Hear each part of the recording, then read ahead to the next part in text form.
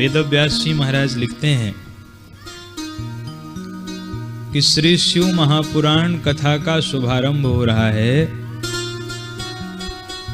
तीर्थराज प्रयाग की भूमि से। एक ज्ञान यज्ञ हुआ है। ज्ञान यज्ञ में शौनकादि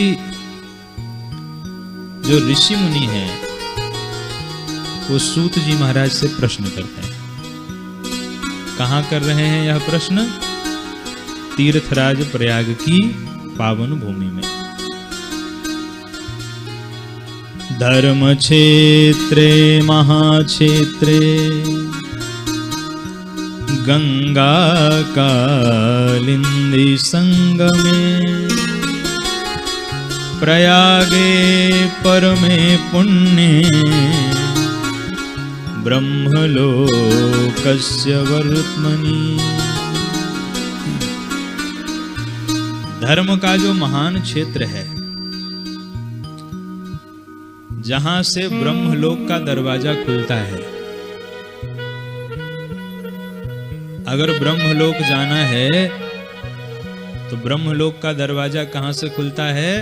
ब्रह्मलोक का दरवाजा तीर्थराज प्रयाग से खुलता है। ऐसे तीर्थराज प्रयाग की पावन भूमि में संतों का समागम हो रहा है और ये कोई पहली बार नहीं है महाराज।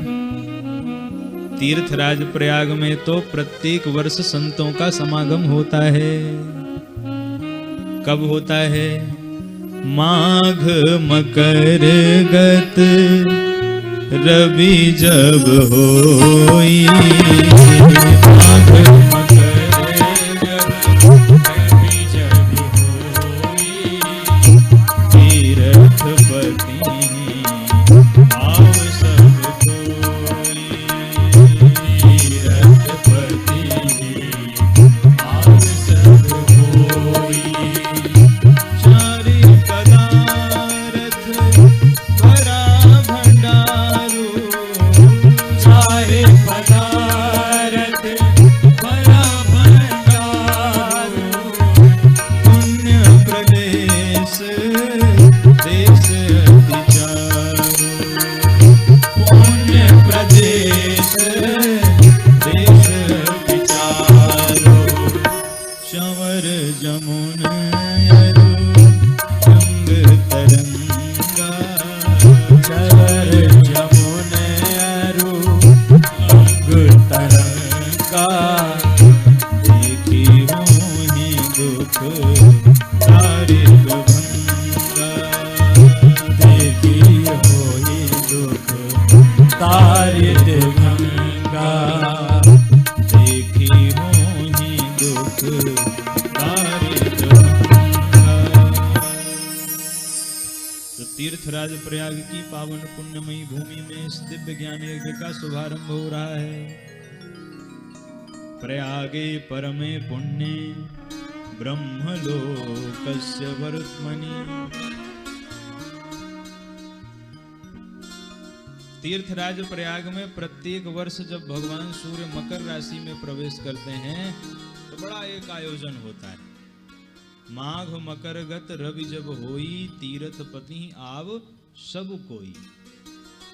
तो तीर्थराज प्रयाग में यह संतों का दिव्य समागम हो रहा है जहां पर शौनक जी महाराज सूत जी से कहते हैं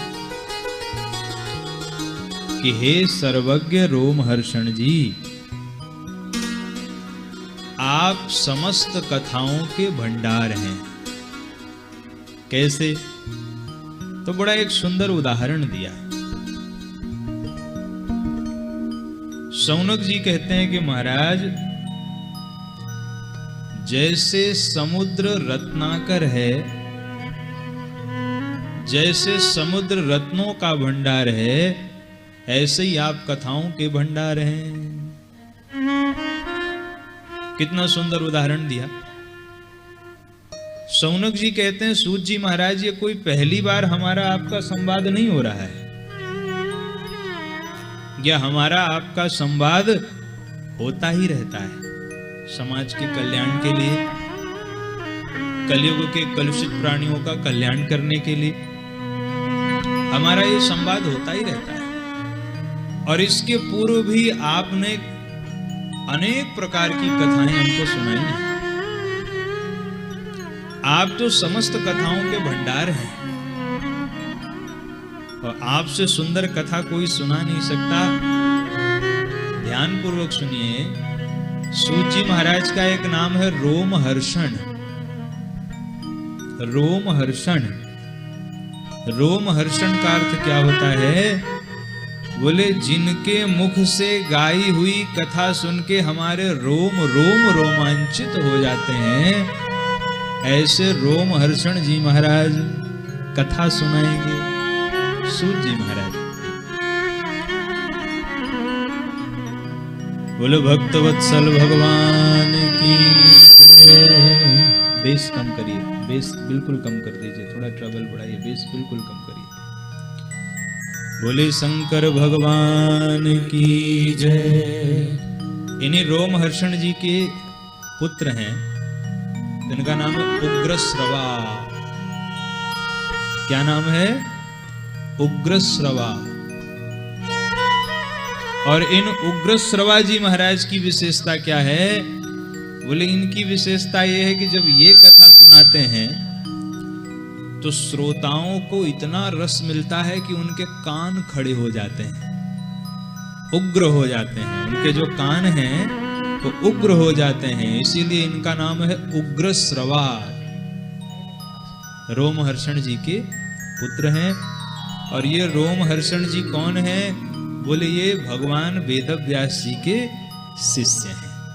सूत जी या रोमहर्षण जी ये भगवान वेदव्यास जी के शिष्य हैं।